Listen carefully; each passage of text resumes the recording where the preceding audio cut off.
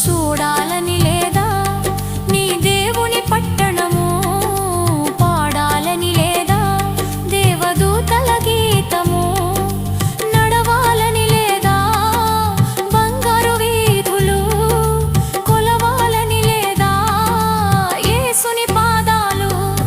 ఏ కన్నులు చూడనిది, ఏ భాషకు అందనిది, వివరించగలేనిది ఆ దేవుని రాజ్యము. ఏ కన్నులు చూడనిది, ఏ భాషకు అందనిది, వివరించగలే